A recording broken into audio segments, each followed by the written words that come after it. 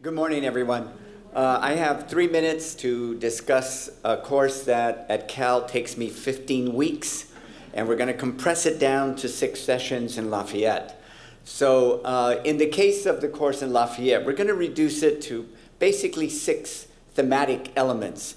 And the first is the development of the California wine industry. Now, I'm old enough to remember that when you went down 101, after Salinas, it became almost a desert. And now, for those of you who've traveled recently on 101, there are grapevines almost all of the way. Paso Robles, of all places. I remember the first time I went is I wanted to see where James Dean died in that awful auto accident, and there was nothing else to see. And now you can find vines all the way from Lake County down to the San Joaquin Valley, along the coast, all the way down to a place that most people can't even spell, Temecula.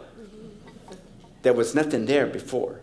So what accounts for this spread of the wine industry and the elements that go into it? That's the second basic theme of the course. Was it Julia Childs celebrating French cookery? Was it Jackie Kennedy and the French flair that she added to the White House, where she was the first, where the first French chef of the White House was hired by Jackie Kennedy because she wanted good food at the White House?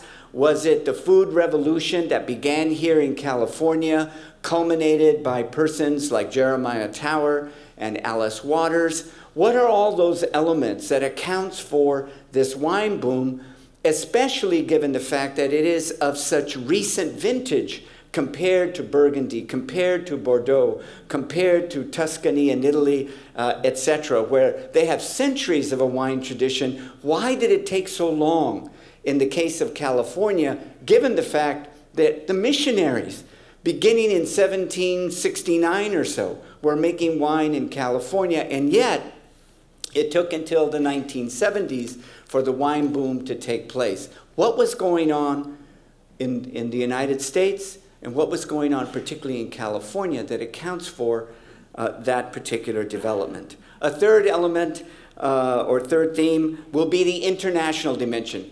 That is, the California industry is sensitive to international forces and events.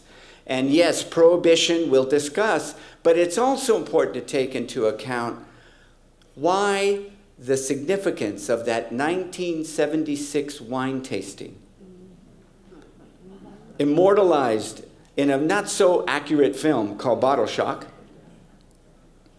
Why is it that France became the reference point for fine wine and continued for at least 2 or 3 decades and arguably into the present in terms of the comparison to California wine?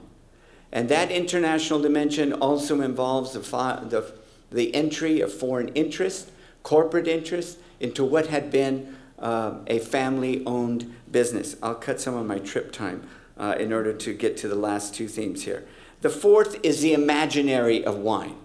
Why in the heck do we think that only champagne can be imbibed on days like Valentine's Day, the celebration of our loved one's birthday or something? Where did that come from?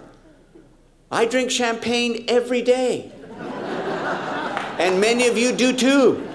You don't have to wait until someone is married or something like that. And how can we forget the famous soliloquy in Sideways? Why Pinot and not Merlot? Where in the hell did that come from?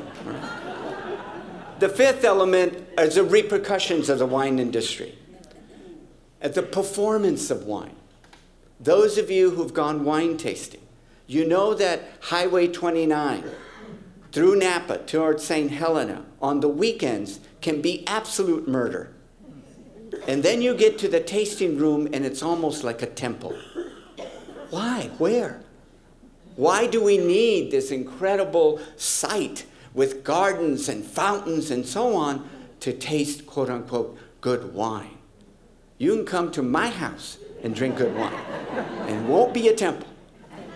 The last theme, and for me, a personal aspect, is to recognize and appreciate all of the people involved in those 5 other elements that I discussed.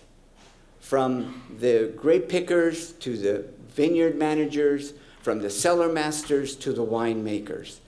Often the people that we don't appreciate, that we don't see, that we don't, in a sense, understand when we open that bottle and begin to talk about it, and I paid $150 or I paid $5, whatever it is, and we forget all of the stories that are bundled, in a sense, in the joy of drinking wine.